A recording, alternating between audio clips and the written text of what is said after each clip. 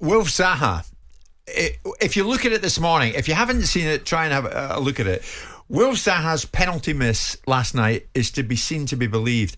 And that, having scored an absolute stunning goal for Crystal Palace. So from stunner to scuffer, I mean, does that not epitomise why he never made the grade? At the very, very top. No, that's not fair.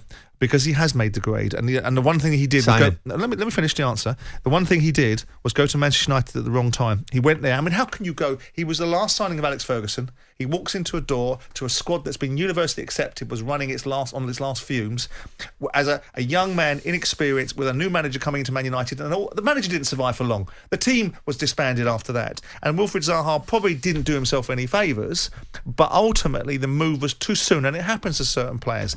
Now, Wilfried, I believe, from the young man that I knew that came from my academy and the prestigious talent he is, I think at times he has moaned too much about his lot at Crystal Palace. Oh, just a bit. Felt that he was entitled to certain things and hasn't necessarily got them. And to some extent, there was an element of that, because there was once upon a time when Crystal Palace would have sold a Wilfried Zaha for 30 million quid because they needed the money. And now that's changed. So Wilfried Zaha has been caught in a situation where the marketplace started to deflate 2 years ago because people, obviously because of the COVID pandemic, and when there was an opportunity for him to go to Arsenal, the price that Palace would have deterred people because A, they didn't have the money, and B, there's that doubt.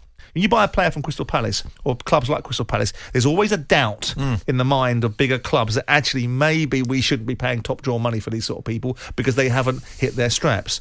Wilfried is now at a stage in his career where the big moves to other clubs have probably gone.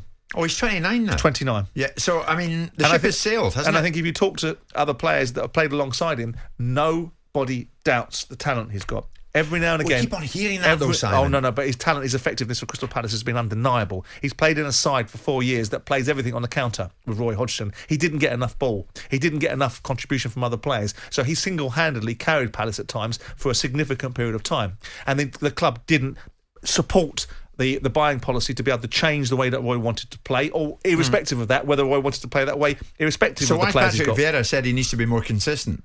Well, because he probably needs to be more consistent at times. He needs to be more consistent. Yeah, and Patrick Vieira is probably... To be at a top club, you've got to be. Well, Patrick Vieira is turning on his head a little bit now. He's basically saying to Wilfried Zaha, you are no longer the talisman. You are no longer the one we all bow to and we all go, oh, it's just Wilf. Or, Wilf, get your hands off your hips and start getting yourself involved because we know you don't like that ball there or don't like that ball there. You know you haven't got enough time on the ball and you've got to track back a little bit. Yeah. Vieira will be good for him.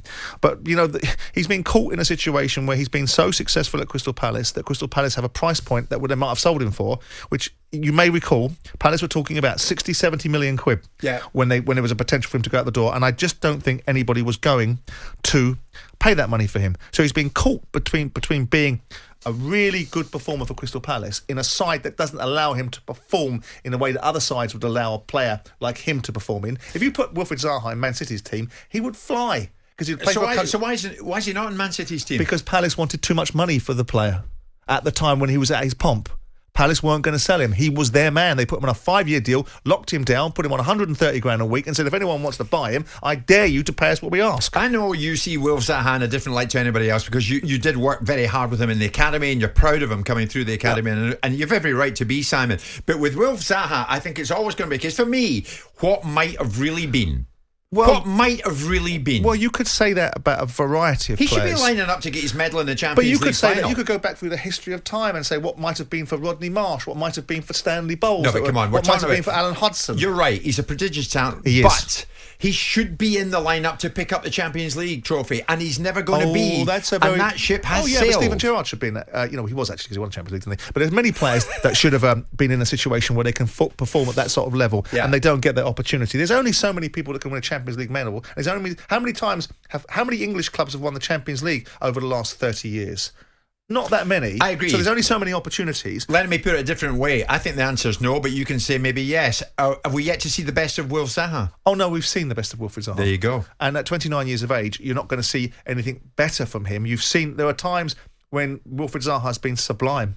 And there's times when his goal contribution hasn't been good enough. There's times when his attitude on the pitch hasn't been good enough. There's times when he's been managed in such a way because he's been so important to Crystal Palace. Yeah. And that's the thing I argue about with managers and players, prostituting yourself to get the best from a player in small circumstances when the bigger picture is that you lose in the longer game.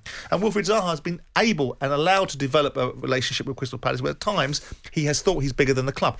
But now you've got Vieira in there. Vieira and the level that he played at, the level he's trying to manage his team at, the change of style from Roy Hodgson to Wilfried to Patrick Vieira, and all of a sudden Wilfried is going to find himself in a bit of a position where he will be forced to behave in a certain way and play in a certain way. And then we'll see what he's made of. He's a good player though, Jim. Oh, he's a good player, and he's a wonderful entertainer, I grant you. Jim White and Simon Jordan. Monday to Friday mornings from 10 on AM, on DAB, via the talkSPORT app and on your smart speaker. talkSPORT.